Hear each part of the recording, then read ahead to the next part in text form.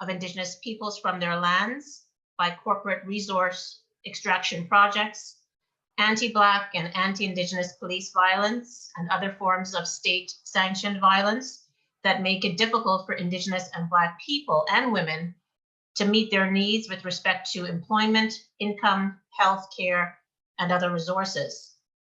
Colonization and genocide are tied to the intersections of Indigenous lands and bodies. Women experience violence because they are the ones that are responsible for taking care of the land and holding it for future generations. Therefore, gendered violence that harms women specifically also harms nations, which makes it much easier to take possession of the land. For Indigenous women specifically, production and reproduction, land and life, and resistance and survival are all intimately connected. There's absolutely no separation. Therefore, the Indigenous role in fighting against environmental racism by defending their land and territory and protecting their water are acts of resistance against gendered oppression. So you can tell from this presentation that I'm going to focus specifically on the gendered aspects of environmental racism, the struggles that Indigenous and Black women are engaged in. I think it's a topic that's rarely discussed, you know, that gendered analysis of not only the engagement of these communities in environmental justice struggles, but how the impacts on their bodies and their well-being is also very much gendered. So I think we need to begin with a definition of environmental racism. It's a question that I used to be asked a lot, and not so anymore, but it's still a term that's confusing to a lot of people. In 2013, I went down to the African Nova Scotian community of Lincolnville and met with many individuals, including James Desmond, who's in this photo, and he's a longtime activist around the landfill. The landfill is about 1 kilometer away from the community, and he's been fighting the landfill since 1974. There is a first and second generation landfill there. And we filmed those workshops when we drove down to the community, and this is how he defined environmental racism. He says the practice has been locating industrial waste sites next to African Nova Scotian Native and poor white communities, communities that don't have a base to fight back. You ask if that's environmental racism, it's environmental racism to the core. It's a very simple statement, but it packs a punch because embedded within that statement are the main principles of environmental racism. You know, when he says it's about locating it next to African Nova Scotian Native and poor white communities, he's talking about disproportionality. Environmental racism is about the disproportionate siting of landfills, other waste sites in racialized or non-white communities, but also communities that, you know, when we look at the intersections, are also low income and they tend to live in isolated, out of the way or rural areas. And when he says that they don't have a base to fight back, that also signifies the notion that economic clout and political clout gets you far in terms of addressing this issue. But these are communities that are racialized, they're low income, they live in isolated places, and they also lack, therefore, in many cases, economic clout and political clout. That means that they are less likely to get their voices heard, or they have a voice, but they're less likely to be heard by government because of all of those intersections, because of their identities. So it's a really simple statement, but there you have it. You've got the definition, the various principles of that definition of environmental racism embedded in that statement. As I mentioned earlier, environmental racism has health impacts, and we refer to this as environmental health inequities. And the literature in Canada, and certainly in the States, shows that there are environmental health inequities across racial dimensions. And it provides evidence, then very strong evidence, that Indigenous, Black, and other racialized communities in North America are exposed to greater health risks or health burdens compared to other communities because they tend to live closer to some of these waste sites. And some of those health issues are high rates of cancer, higher rates of cancer, higher rates of asthma and respiratory illnesses, higher rates of reproductive illnesses, and other health issues that are perhaps not as serious, but have impacts on the community's well-being.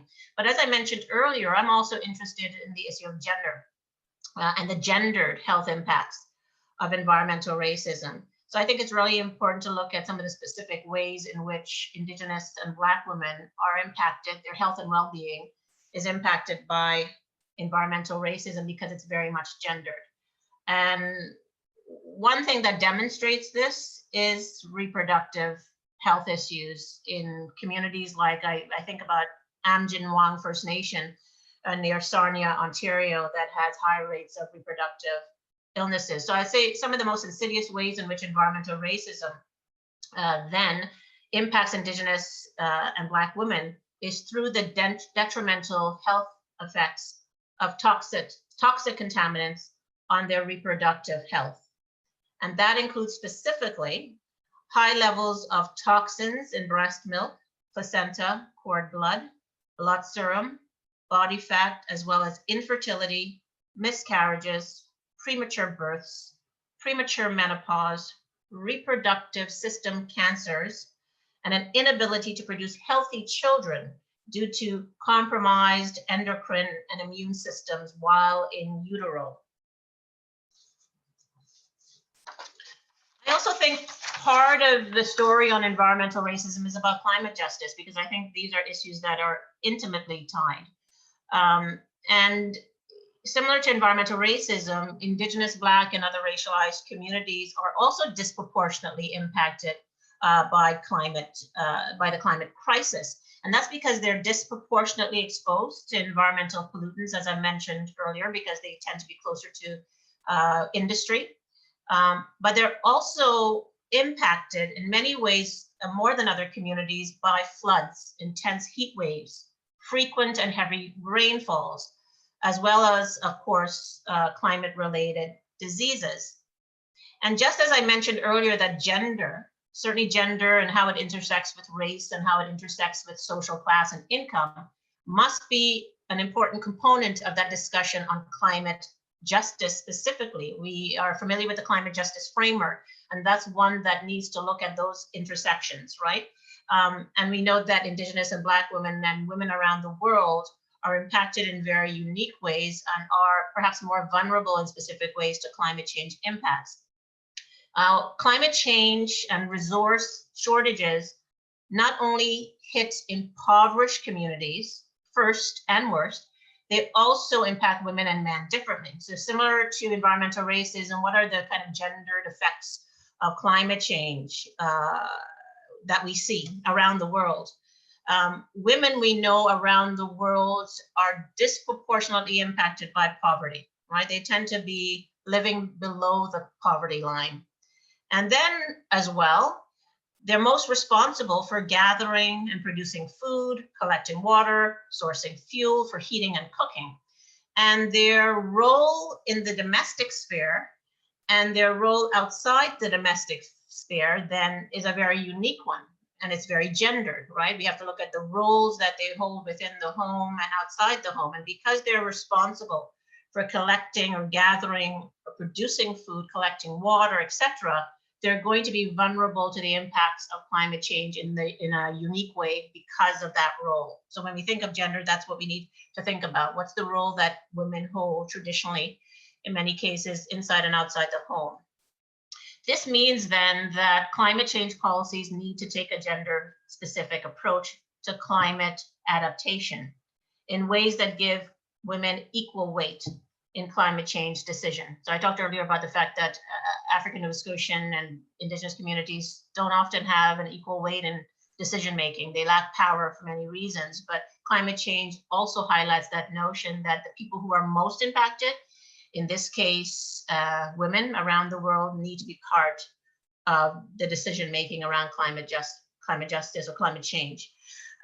So we need to have in Canada a deeper conversation about what climate justice means, and that means that we need to look at those intersections of race and gender and class and sexual orientation, but we also need to understand that climate justice, climate change policies are about policies. Policies are forms of state violence, right? So we cannot disconnect climate change from other forms of state violence that are happening in our communities. So that means that when we think of climate change, we also need to think about state violence with respect to labor and employment and criminal justice. And we need to think about communities that are impacted by all of those issues. Queer communities, LGBTQ communities, racialized communities. All of these communities have a stake. In other words, when we talk about environmental racism and climate change, independent of other forms of state violence that are impacted communities, then we're not having a holistic or inclusive discussion on social justice issues. So I'd like us to get to a place where we're talking about all these issues. You cannot dismantle or address environmental racism or climate change without first dismantling other forms of racial violence or state-sanctioned violence within our social structures. It's important to highlight the work that Indigenous and Black women have long been engaged in this country around various environmental or land-based struggles. We know that there is a legacy of environmental activism, specifically in Indigenous communities, where Indigenous communities, Indigenous women specifically, have long been on the front lines of grassroots movements for environmental, climate, and energy justice. And they have called attention to the specific harms of these issues to Indigenous peoples and Indigenous women, because there are gender-specific harms, as I mentioned, that also intersect with anti-Indigenous racism and manifest within colonial and hetero-patriarchal and sexist societies. So grassroots social and environmental justice movements led by Indigenous, Black, and other racialized women must be centered then on the impacts of violence, not only on women's bodies, but also on their autonomy, women's dispossession, women's labor, particularly since white middle-class feminism has marginalized the leadership of these women. So that's one of the things I always want to do, is that when we talk about feminist analysis, it often obscures the specific experiences of racialized women or non-white women. And it's really important to highlight the specific ways that Indigenous and Black women are impacted by these issues, but also to highlight their involvement and their leadership in terms of the grassroots movements that they're engaged in, which is often obscured, particularly by white feminist analysis that has done that for decades in terms of not highlighting specific experiences of non-white women. So we need to also think about anti-capitalist and anti-colonial organizing led by Indigenous and Black women. And that type of organizing has emerged out of their histories of activism. And those histories have often tended to challenge gendered colonialism and racism that function in very specific ways for these women. So that also needs to be highlighted. Female-led Indigenous and Black organizing and resistance against social and environmental injustices are therefore premised on an anti-colonial feminist politics. We often talk about anti-colonialism, but it's also important to talk about anti-colonial feminism, right? Which is a political, social, and cultural theory and movement that's focused on transformative change through actions to combat not just racism, not just colonialism, but gendered forms of discrimination, sexism, and heteropatriarchy. And also the erasure and marginalization of Indigenous and Black women and racialized women in these struggles.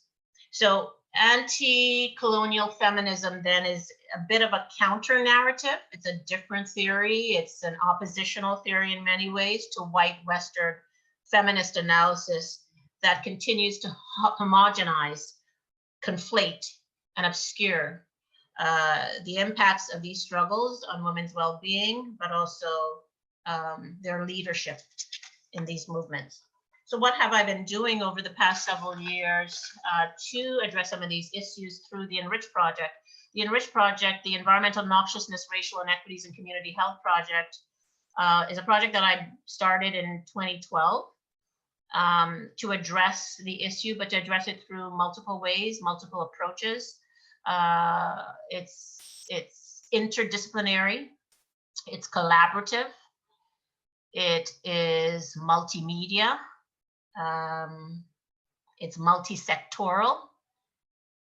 I am open to doing anything actually with this project to address the issue. I've been trying to be extremely creative and innovative. So some of the activities that I'm involved in, you would notice is I'm up for anything, I guess, in terms of how I address this issue, because I don't think there's one way to address environmental racism or any type of issue. I think every single issue is essentially interdisciplinary, and that I need partners from different sectors, from professors from different departments and students from different departments to work with me and to try to address this issue over the long term. So for me, that has included raising awareness. I think this is one of the most important components to my project in terms of raising consciousness about this issue.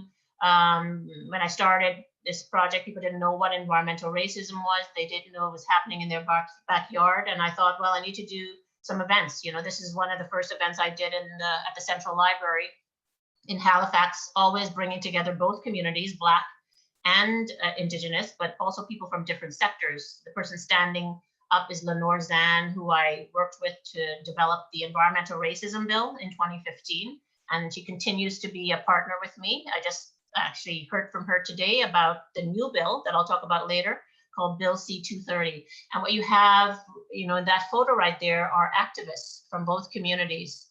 Lincolnville, Lynn Jones, a popular activist, Doreen Bernard and Sabaganagadi, etc. So doing ongoing public engagement events is really key.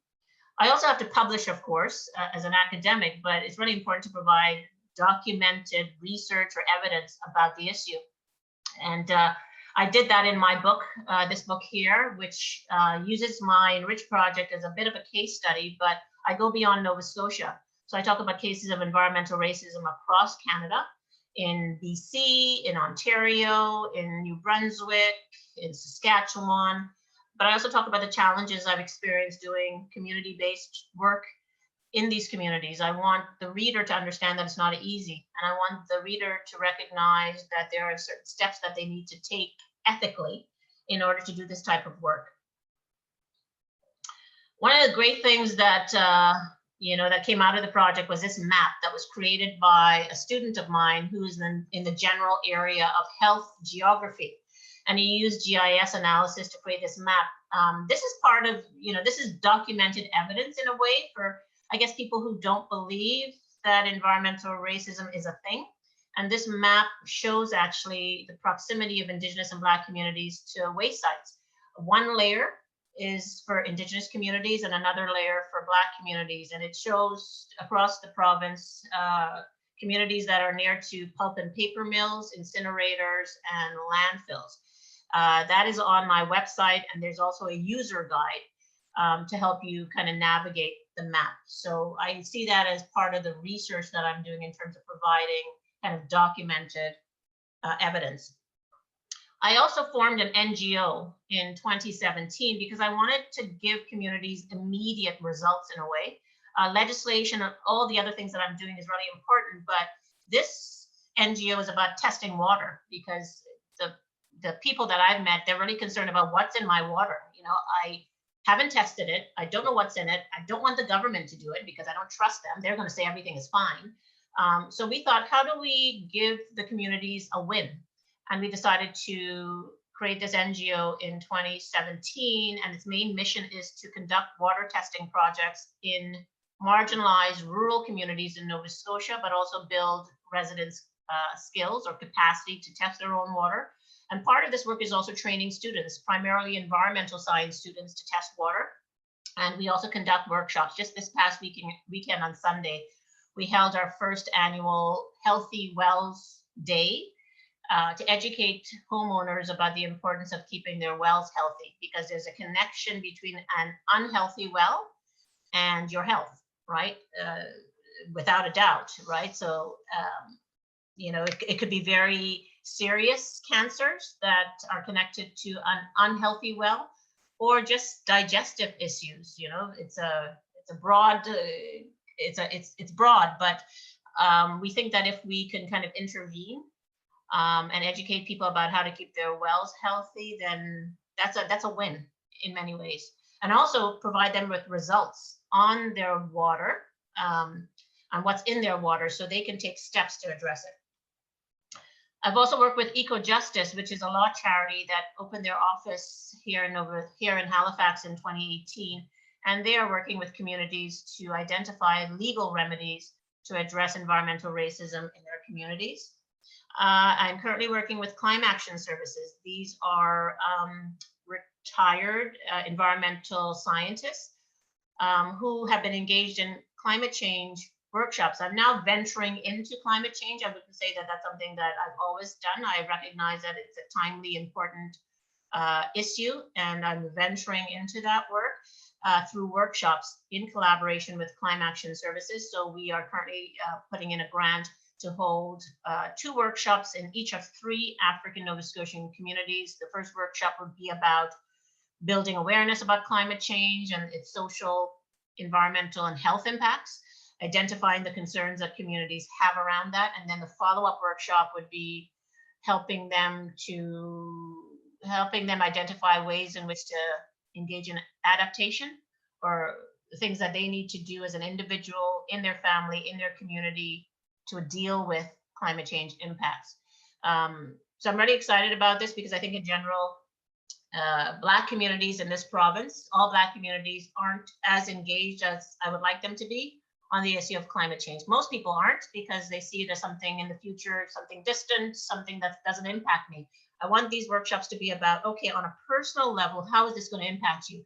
Because I think the language of greenhouse gas emissions and that language isn't getting through to people, right? The climate science language simply isn't getting through to people. People are like, that's nice, but you know, I got to feed my family and I've got much more important things to think about. How does that impact me? So I want these workshops to be much more intimate. I want it to be personal. I want people to get a sense of how is it going to impact me today and my family and the community that I love. So if I can get at this topic of climate change in a different way, because I don't think the communities that I work with, at least the Black communities, are feeling that it's a pressing issue. If I can come at it in a different way, then I think that will be a success. Maybe I'm not going to, but I'm going to try. Part of my work is also training students, mentoring students. As I said earlier, this is the topic of environmental racism and climate change is so interdisciplinary that I have found that over the years, I've gotten students from across Dalhousie's campus in every discipline who wanted to volunteer or wanted to be a research assistant, from sociology, planning, medicine, health professions, law, environmental science, political science. I've had so many different students in different departments wanting to support the work. So it's been really exciting for me also to learn about how these different disciplines can fit in the work that I do. So that kind of work continues in terms of mentoring students. I also think raising awareness and consciousness can be done best through media. Media can be evil, I'm aware, but for me, media has been beneficial. I have done interviews, podcast interviews, television interviews, interviews for print. I continue to do that work because I think it's helped over the years to bring awareness and attention to environmental racism. Some of you probably know I also collaborated with Ellen Page on a Netflix documentary. We didn't know it was going to Netflix in 2018 when she reached out to me through Twitter, but we had conversations in late 2018 and early 2019, and then she came up to Nova Scotia, which is where she was born, and she filmed this documentary for 6 days. She interviewed me, and then she went to the communities featured in the film to interview them. And after a bit of a discussion, we decided a good way to go is to submit this to the Toronto International Film Festival. And we actually almost missed the deadline, or I think we did miss the deadline, but they accepted it in very rough form. And we screened it on September 9th of last year. It was so much fun. I had so much fun running around and going to different media outlets. And it also, you know, it went beyond Nova Scotia and Canada, because the media people we were speaking to, Los Angeles Times, Rolling Stone magazine, one of my favorite magazines. I can't believe that, you know, this was featured there. So it did what I wanted it to do, which was to go beyond Nova Scotia and create awareness about this problem around the world. And then it went to Netflix. Well, what better way to engage in knowledge sharing than Netflix? I wasn't completely aware of the impact of Netflix. I only got Netflix last year, I gotta say. I now realize that it's very global, not in every single country, but it's very global. Once again, great way to share knowledge, to raise consciousness, to inspire people, which it's done because I've received emails and Instagram messages from people from England and South America saying that the women in the film are so inspiring. So inspiration is important because sometimes that leads to action. And I recently, last week, held a nocturne event. I've always been interested in engaging in artistic ways to share knowledge through the ENRICH Project. Once again, as I said earlier, I'm open to doing everything and anything to share knowledge. And I was asked to curate a project for Nocturne last week. It was held, and we brought together affected community members, speakers from the communities, the same communities you saw in the film, with artists, with performers, vocalists, dancers, spoken word artists, and they worked in pairs to express stories of environmental racism through narratives and storytelling and performance. This was really interesting for me. Once again, people want to receive information in very different ways. People don't always want to read a journal article or a book, and they're going to get their knowledge from an event like this, if that's what they're interested in. I mentioned earlier about the bill that I'm involved in. I worked with Lenore Zan, here she is, on a 2015 environmental racism bill, provincial, that moved to second reading in the fall of 2015, but it never went past that because it's an opposition bill, right? It's an NDP bill. It was an NDP bill. Earlier this year, before COVID hit, Lenore reached out to me, I would say in January. She said, I'm thinking of changing the bill or modifying that 2015 bill and putting it forward or introducing it at the House of Commons, a federal bill, turning it into a federal bill. And I said, I think that's great. I think we could then start to address pipeline issues in Indigenous communities across Canada. So she did introduce it February 26th as a federal bill in the House of Commons. And then COVID hit. And then I was like, okay, what's happening? Because you're supposed to put it forward to second reading. Now COVID hit. She said, I don't know what's going to happen with this bill. But I sent her an email yesterday, and I just heard from her before this event. And she said, Ingrid, I think we're going to introduce it December 2nd. But it depends on a lot of different things. Something is happening tonight. I think a decision is happening tonight where we're going to find out whether or not she could put it forward. If whatever happens tonight, I'm not sure what it is. If it's not good, then it means the bill is squashed, I believe, unfortunately. So I guess I'll hear from her soon about what's happening with this bill. But this is a national bill on environmental racism called the National Strategy to Redress Environmental Racism. And we're hoping that this will turn into legislation, which has yet to happen, of course. I'm also working on a new national anti-environmental racism coalition with a guy in Toronto. He approached me by email several months ago, and he said, I like what you're doing. Let's make this national. And I said, I always wanted the ENRICH Project to go beyond Nova Scotia, so this is perfect. We don't only want to focus on environmental racism. We also want to focus on any kind of state violence that's happening in Canada, including climate change, including criminal justice and policing, including health inequities.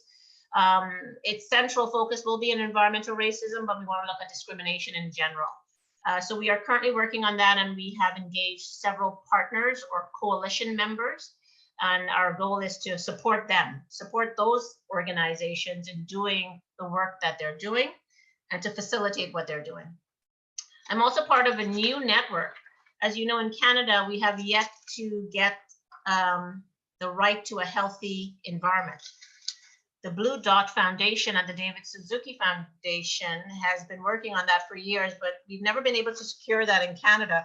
So this is a new network of groups and individuals, including Peter Wood, who used to work for the Blue Dot Foundation. And we're trying to figure out ways to secure the legal right, I should say the legal right to a healthy environment in Canada. And we see this as a human right. So we want to engage in kind of activism in certain ways or letter writing campaigns directed at Justin Trudeau and other activities. We're figuring out right now what those activities should be to get attention for this particular issue.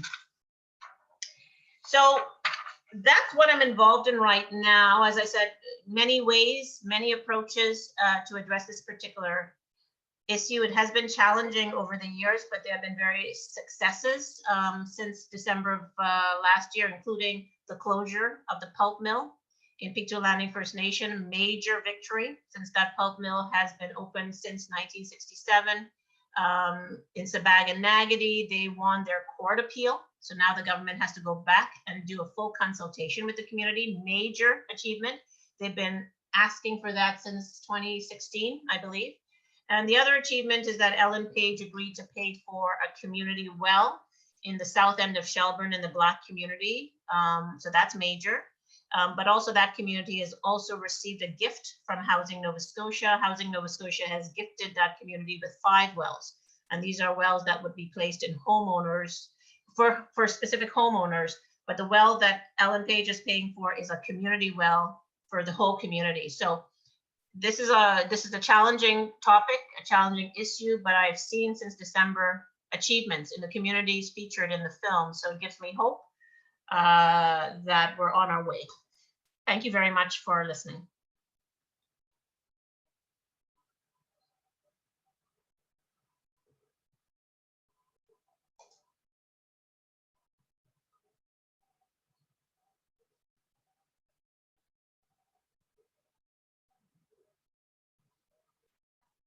Great, thanks, Dr. Waldron. That was a really great presentation, and you offer a really unique perspective that I've not often heard about regarding gender and environmental racism. We have 3 questions in our Q&A box right now, so I'll start with the first one from Allison. It says, what can we do on a daily basis to combat environmental racism? I wouldn't say it's so much a daily basis. I would say there's certain things you can do in general, and I would say for the public, the first thing is educating yourself. I would say about the issue. I think a lot of people that have reached out to me have said to me, I didn't know this was happening in my backyard. I'm very angry at myself that I didn't know this. So I think, you know, once you read about the topic, it becomes real for you. And I would suggest reading articles by, maybe I'm a bit biased, but environmental sociologists. There's tons of stuff on pollutants and contaminants, but that's not what you need to read. What you need to read is stuff on colonialism and feminism and gender, and who better to do that than a sociologist? So I think if you can focus on works by Dr. Michael Mascarenhas, who's a Canadian who's now teaching at the University of California, Berkeley, or the father of environmental justice, Dr. Bullard, who wrote a book in 1990 called Dumping in Dixie, and Indigenous scholars. I think those are individuals who are going to take up the issue in a very, very different way. So educate yourself about that, but also I think the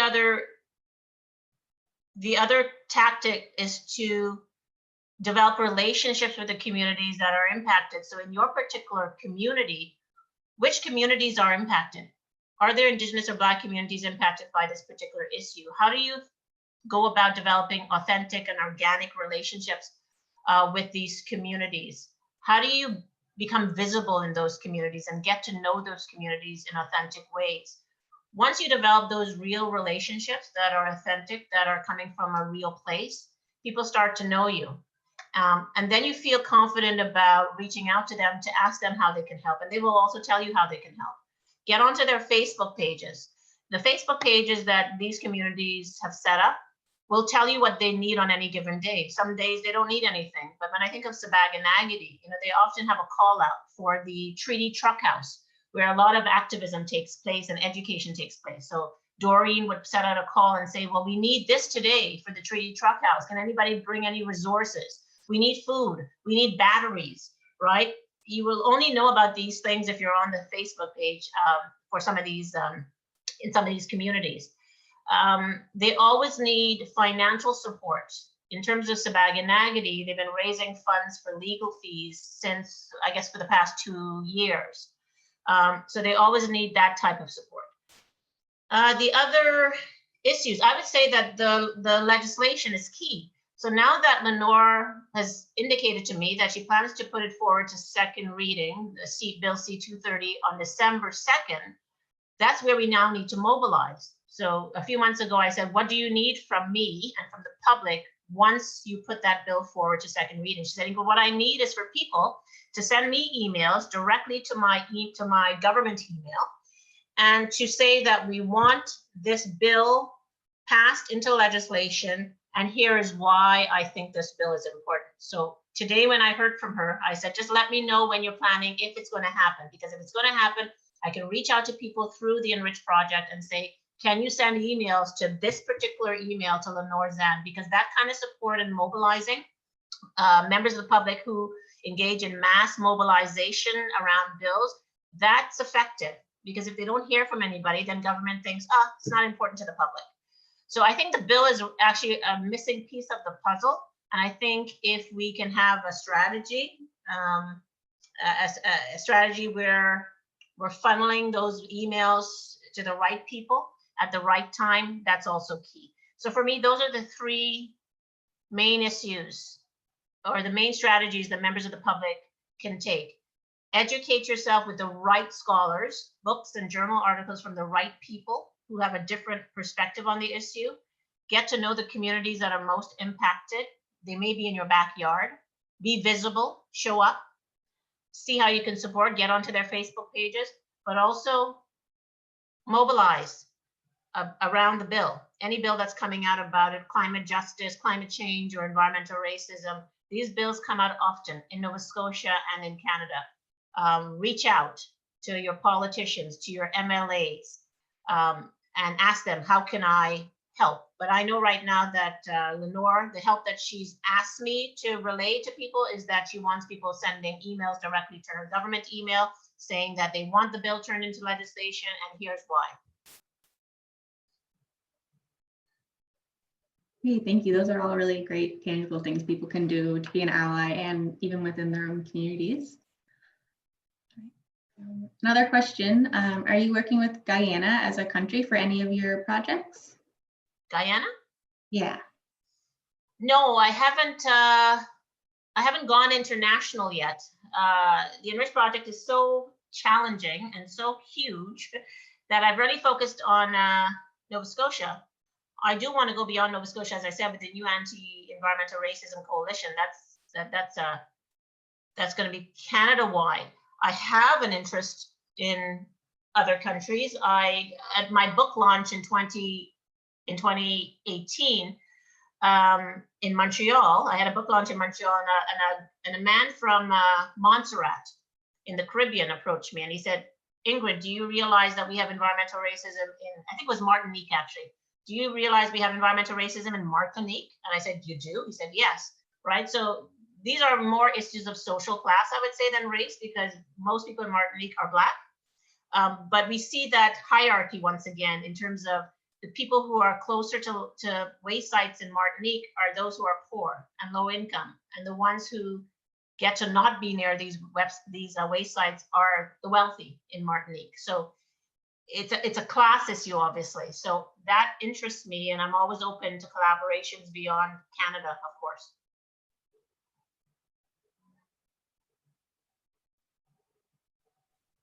Awesome, thank you. And so the next question, there's a couple that are really similar to this one. So what are some of the most interesting pieces of work, books, movements, videos, etc., on environmental racism that you've come across? Oh, wow. Oh, that's such a hard question. Books. Oh, there's so many.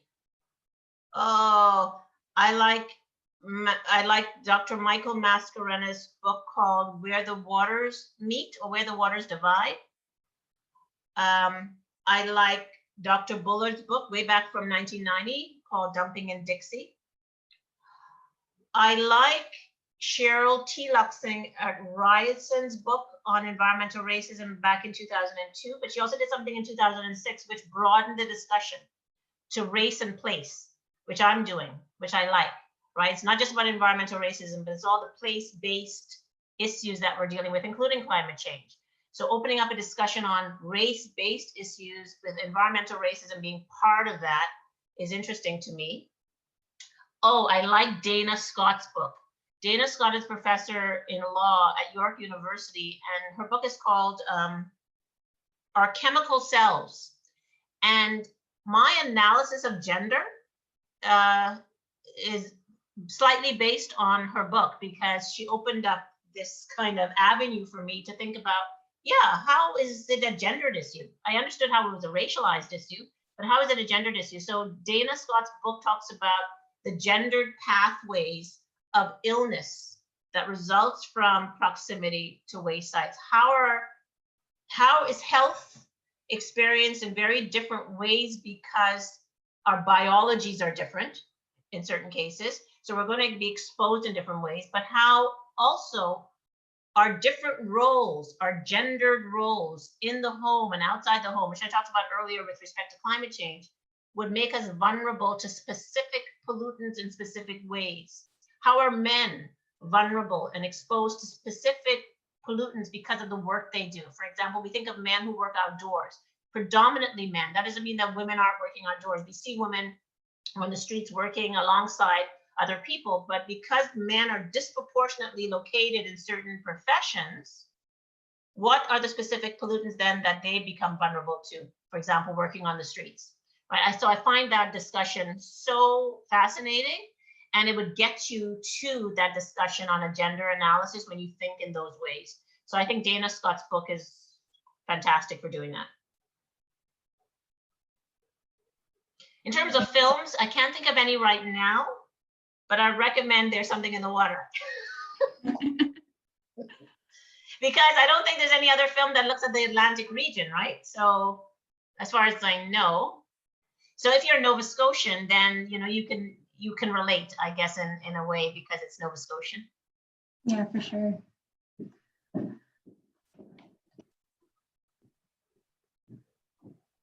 I have a question here from Eric, and it says, some of these challenges are deep and persistent, with communities having been defined by their weaknesses and marginalization, despite having incredible assets that are often hidden. I think you've taken a strengths-based approach, and in some of your work, can you speak to this approach and how it can help to create change? I think, I recognized early on that, I come to the project on the backs of people who have been doing the work for decades. What I bring to this is not as a member of an affected community, but as a researcher trying to amplify the voices of communities. I think that has been effective, because what research can do, and what my privilege, I recognize I have privilege despite my gender and my race.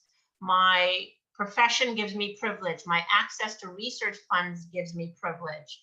My access to networks gives me privilege. So I've been using my privilege to amplify the voices of communities that may not be heard. That's not to say they haven't been heard. They've been on the streets, engaged in civil disobedience and rallies and marches that have gotten attention in the media. They get to have their voices heard, but at times people would want to dismiss that because they think, oh, that's one-sided. That doesn't come out of evidence. There's no research to back it up. They're just complaining again.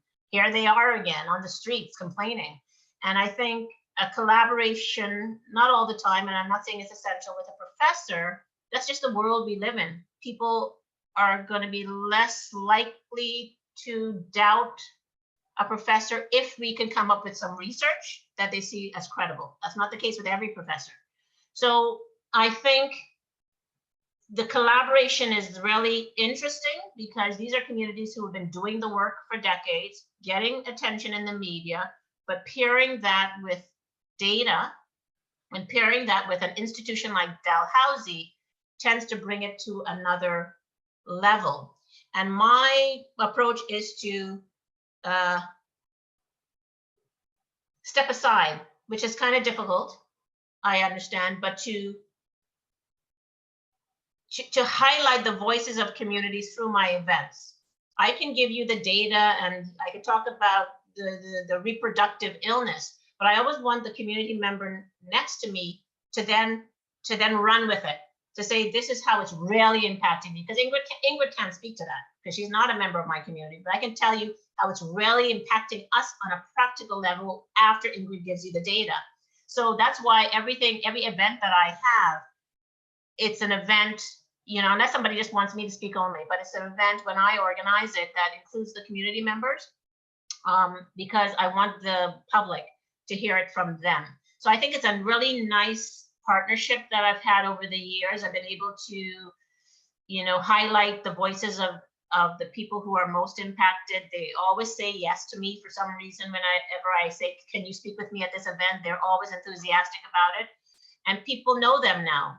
People trust them, I think. They've been in the media. And people are much more willing to support them. When I think of Doreen Bernard, who is so liked by the community, and the kind of outpouring of support that she often gets when she puts out a call. She's somebody who's seen as trustworthy, as credible. People like her, and part of the reason they like her is just because of her demeanor. She's welcoming, she's inviting, she's kind. So it's been really, it's already been great for me to see this over the years, this collaboration that we've had, and the attention the communities have gotten, and the fact that they're seen and they have been positioned as experts. Not just the academic, not just the professor, but these are community members who have expertise in their own lives and are positioned now by the media as experts in their own lives. Thank you. And so there's a question here from Melanie, and it kind of relates to the question you just answered. So how would you recommend introducing academic research to policymakers and translating your academic work into something that's understandable by the general public? In multiple ways, so some of which I discussed earlier. With the policymakers, they typically don't want to read a long research report. So in 2014, when I went up to the communities to do the workshops, I developed a short kind of document and then sent that to Nova Scotia Environment to engage in a conversation with them. When I sent that document, I also sent a film that I did at that time. That was 2012. That was produced by Pink Dog Productions, which is a Nova Scotia, Halifax-based video production company. And we had a 20-minute film. And I sent a bit of a package to the policymakers at Nova Scotia Environment that included the short report and my video. For members of the public, as I said, some might want to read my book, but some may not. They might want to watch the film. They might want to attend the Nocturne event. This is what we call knowledge mobilizing in academia. The fact that you're targeting specific people in different ways and recognizing that people want to be targeted in different ways and that they learn in different ways. And so it requires the academic to be inventive and creative, and making sure that what they do will get a response, a particular type of response. The response that I want from a policymaker is very different from the response that I want from the public, right? For the public, I may just want to raise awareness. The best thing to do in that case is to hold an event, an intimate event. Another way that I translate knowledge is through bills and legislation. So the bill that I developed with Lenore Zam was based on my project, right? She was honest in saying when she met with me, Ingrid, environmental racism, never heard of it. Can you tell me what it is? Right, so I was able to, I had some data, I was able to send her a 5-page document with what environmental racism is, the key issues, and she took that document, and the first bill was developed based on that document I sent her. So there's so many creative and different ways that you can share knowledge, and I think a bill is a form of sharing knowledge, right? Because in the content of the bill, if you look at the bill, C-230, it's of course brief, it's about 2 pages, but it contains some of the essential issues that I discuss in my book in terms of you have to think about the financial impact of having a landfill in a community. Therefore, these communities require reparations. You have to think of the health impacts, and what does that mean, right? So she had all these points that came from my research, and the whole point of this is to create this tribunal of government people who would address some of these issues in a specific amount of time. But all that came back to the work that I had done. She would not have been able to identify those issues without the data and identifying the most pressing issues that government needs to work on. So I think everything that I discussed in the last part of my presentation are knowledge sharing approaches, and are important to consider. because they're different, they're creative, they get at different audiences. And that's the way I want to continue to do my work. Yeah, your work is very diverse in the way it shares knowledge with people. And I think it's the examples you shared are really great for people to learn how to do that in their own way. Thanks. We have a question here. It says, let's say we're looking 10 years into the future and we've made significant changes to address environmental racism. What does that world look like for you and what changes have been made? Number one, we have an environmental racism bill in Canada, and one that doesn't shy away from the term environmental racism. You know, I've said before to people, okay, if they don't want to title it environmental racism because that scares them, then that's fine. But as long as the bill centers the voices of Mi'kmaq and African Nova Scotian peoples, but you know, ideally I would like a bill that actually says environmental racism at the top.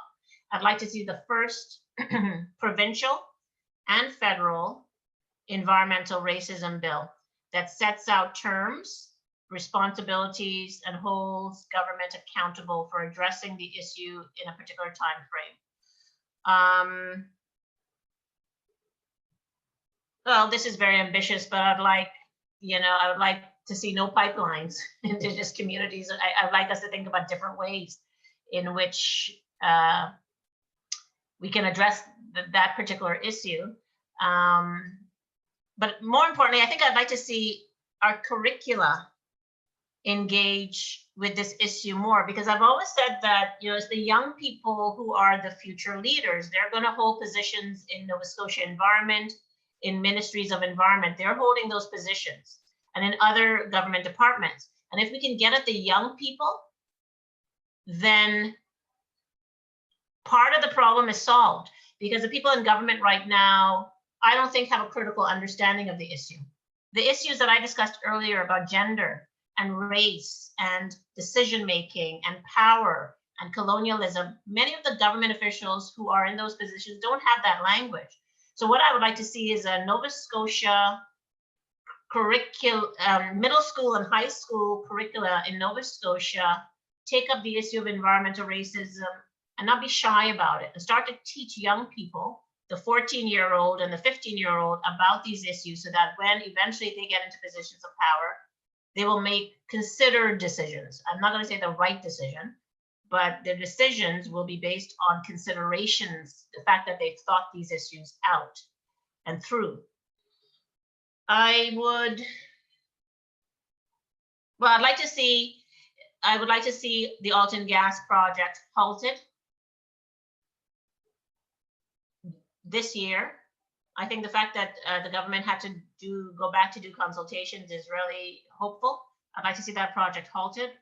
I'd like to see Pictou Landing they're in the process of cleaning up the issue, but I think there's still some concerns. I got a sense from one of the community members. So I'd like to see that successfully happen.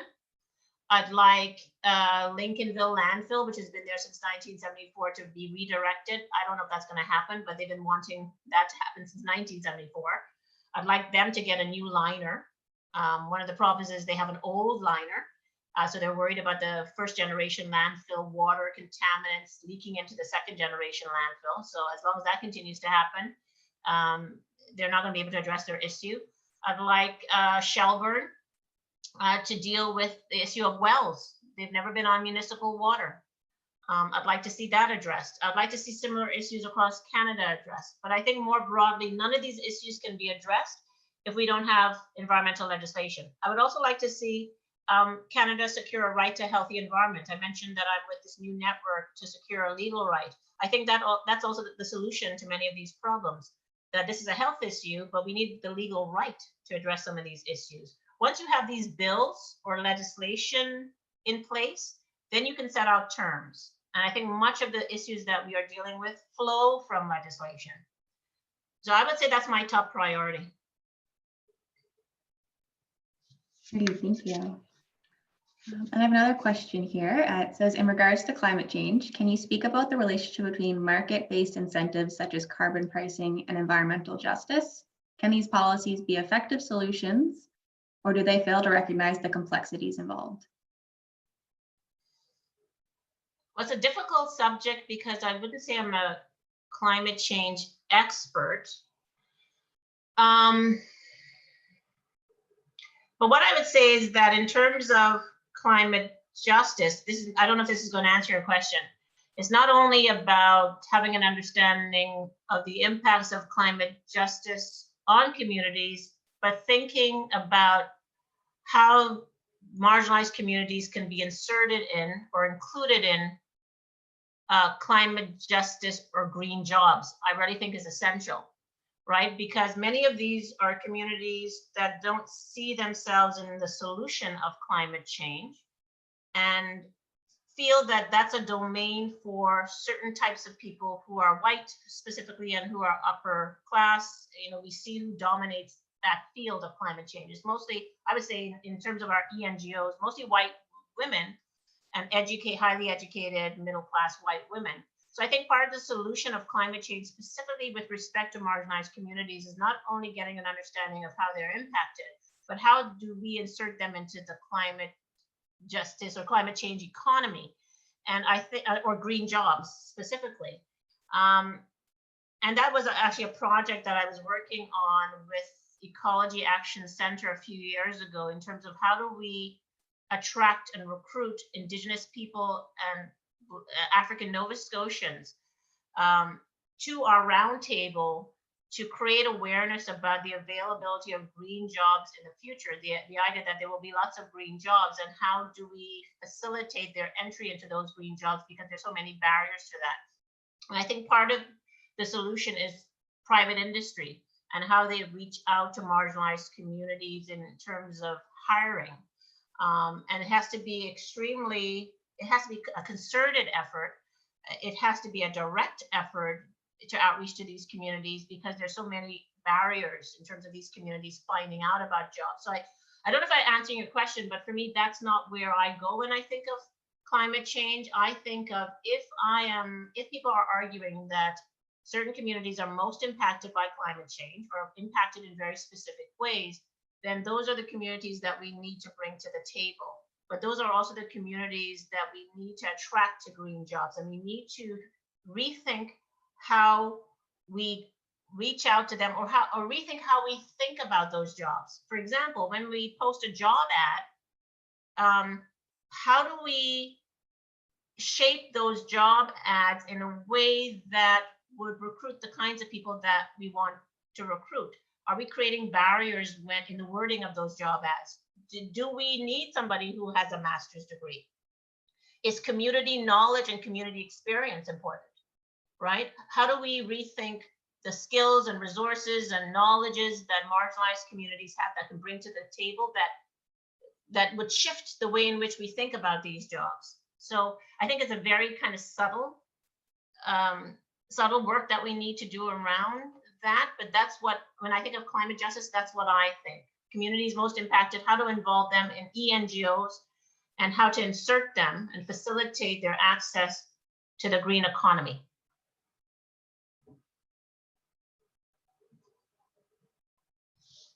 That's a really great answer. Did it answer her question? I don't know.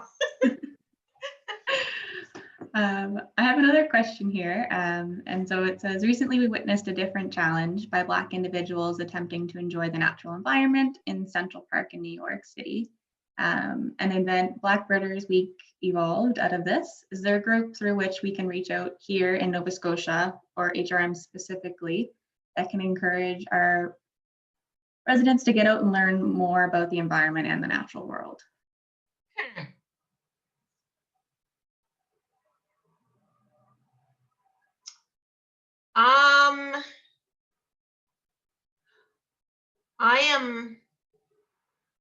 Is there a group in Halifax that can encourage people to get? Well, last year in, I think it was February, I was invited to do a talk, but it had to be canceled because we had a snowstorm, by a student in the School of Health and Human Performance at Dalhousie, who had this great initiative where he was getting people to go and enjoy the natural outdoors.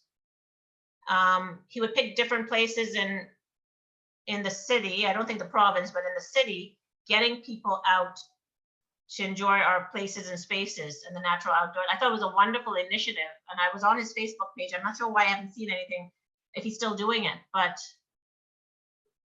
I think his focus was also to try to engage marginalized folks as well. And that's why my talk was at the North Branch Library, because he was really focused on getting marginalized folks out as well. So that's the only initiative I know. I forgot his name. I'm sorry, but he's a student in, I don't know if he's still a student there, but last year he was in Health and Human Performance at Dalhousie.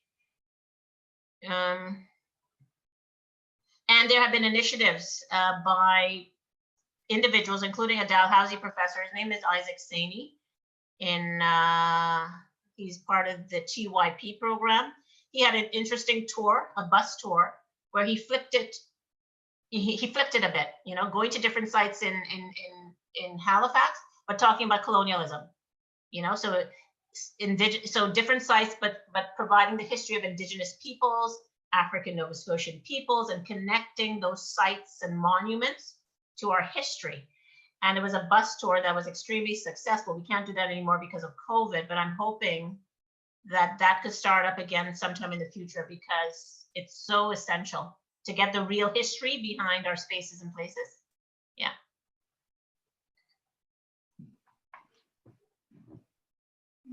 I have another question here, and it's just asking if you could tell the group more about your work in anti-colonial feminism.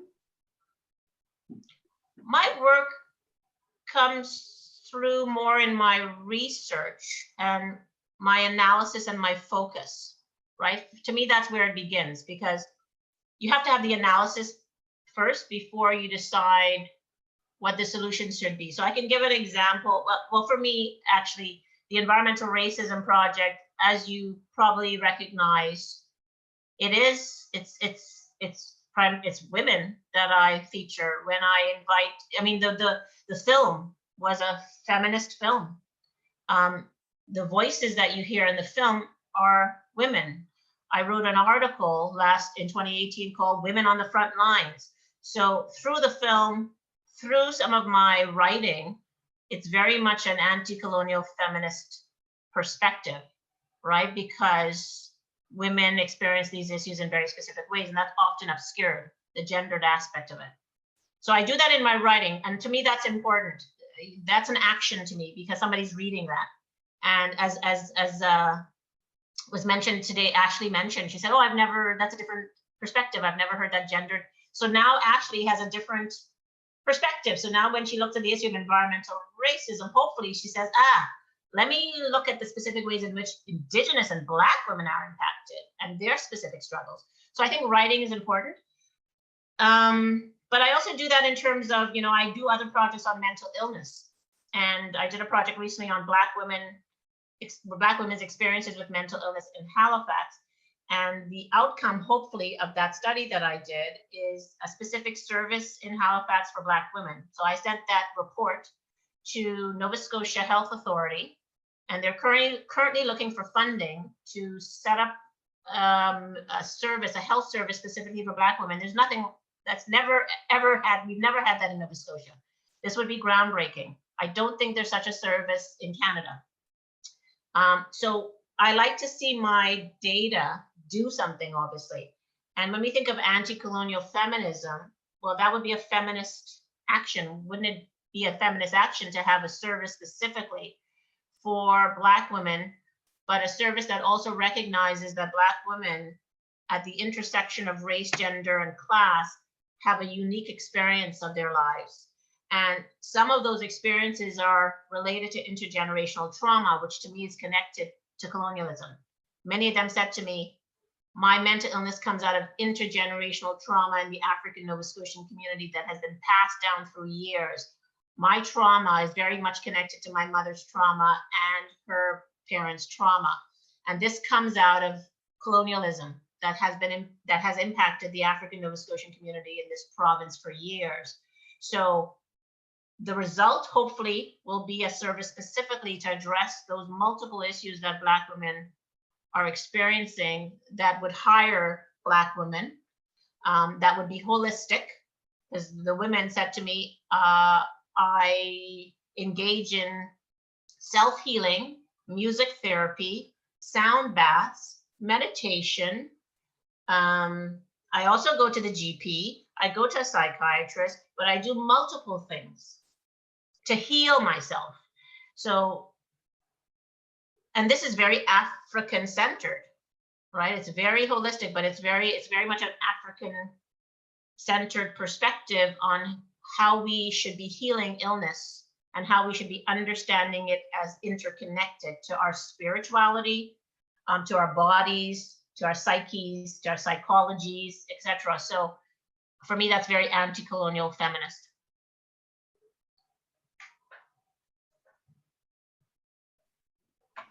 Oh, I totally agree.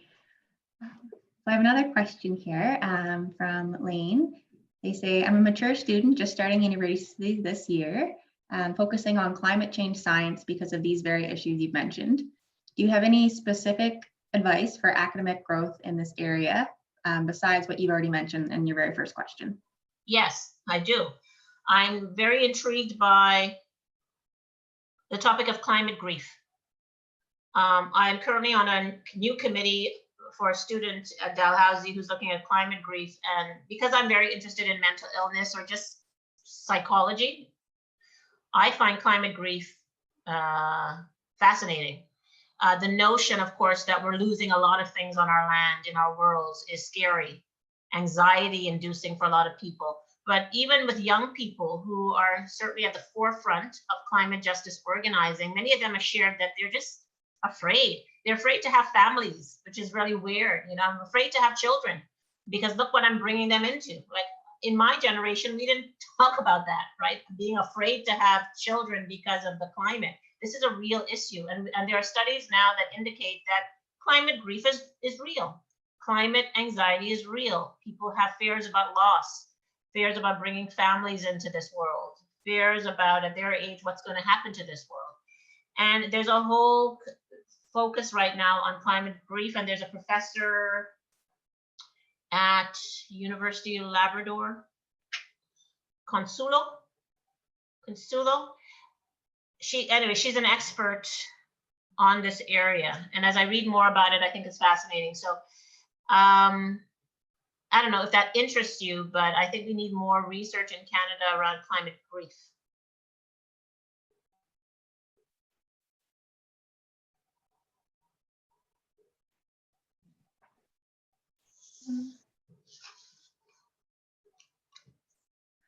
I have another question here.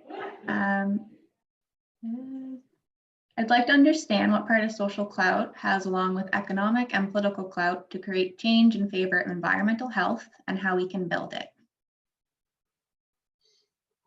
Well, lacking social clout and economic clout and political clout means that you're less likely to be heard and you're less likely to get the issues addressed in a timely manner.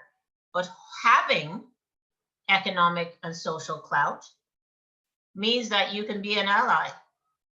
So if you have political, economic, and social clout, then for me, you have a responsibility to use that clout to support the communities on the front lines of this particular issue, whether it be climate justice or environmental racism.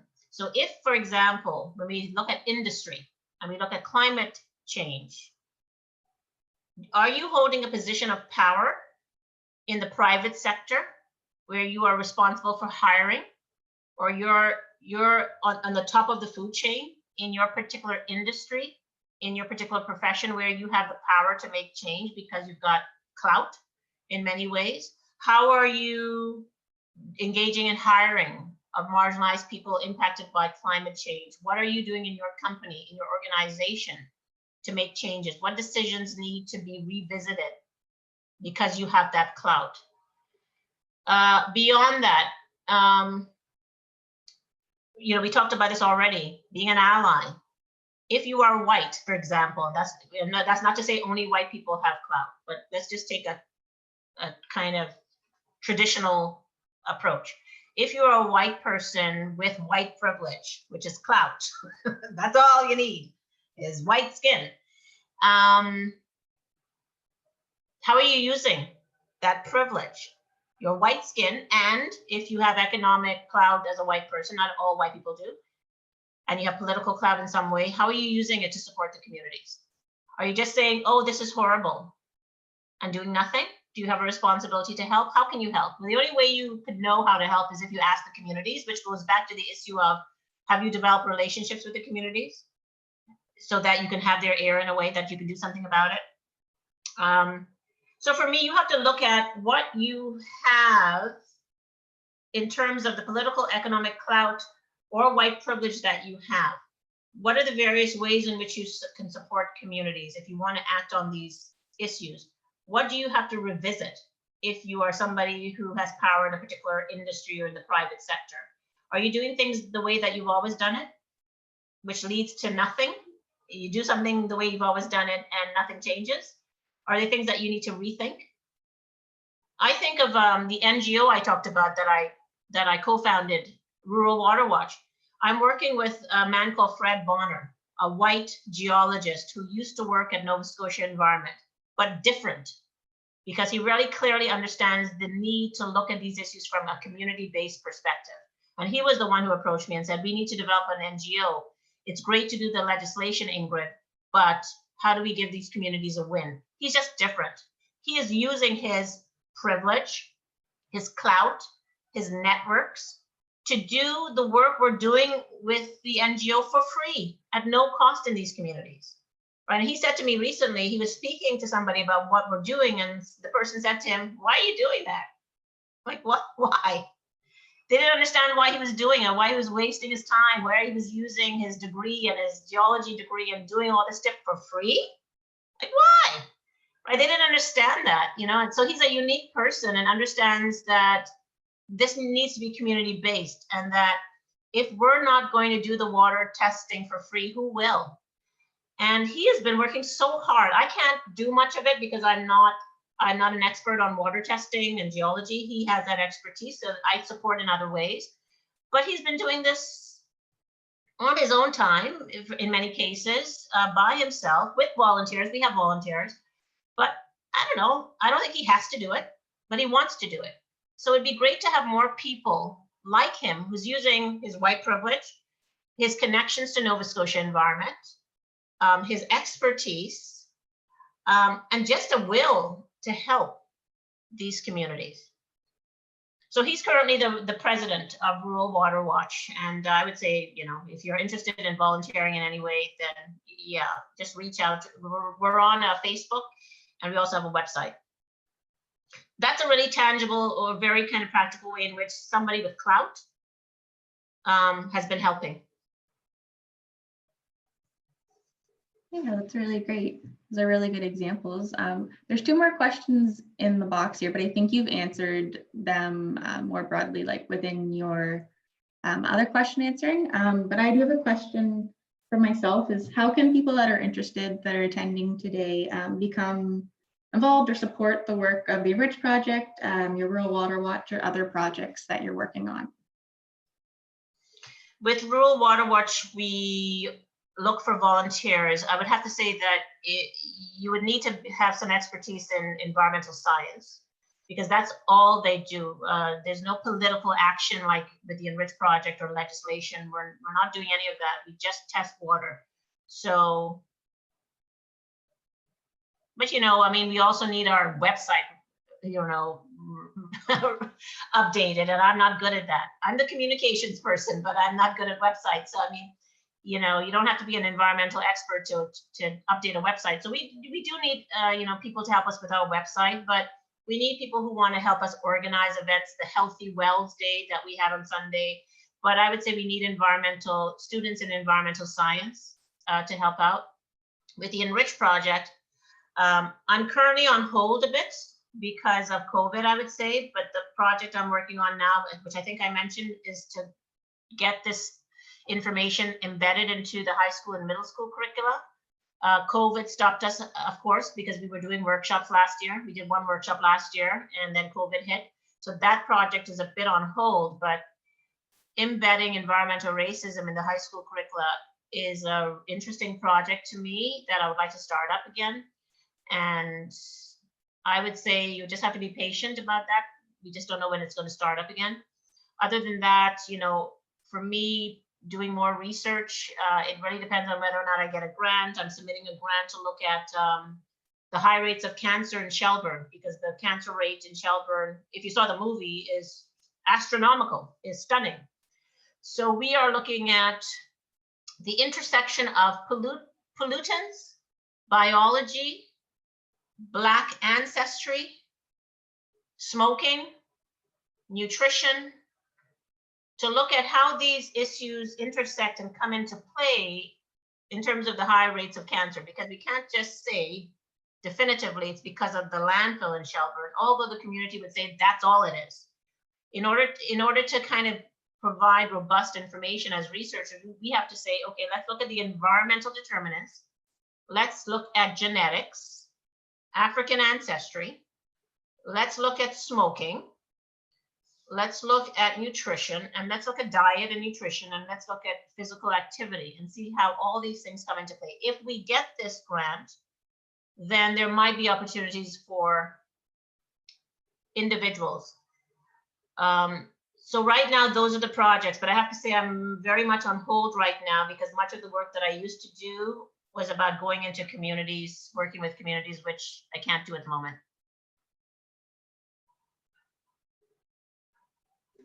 Hey, thank you so much. So that was the last question that we had in our chat and from me. But that was a wonderful presentation. I think you offered a really great perspective. So I'll pass it to Jennifer for some remarks.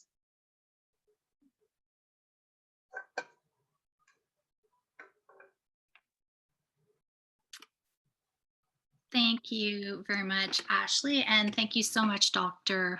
Waldron. That was amazing. It's always so inspiring to hear from people that are so knowledgeable and care so deeply about the issues that we're discussing. And I think that your words have provided all of us with many things to think about.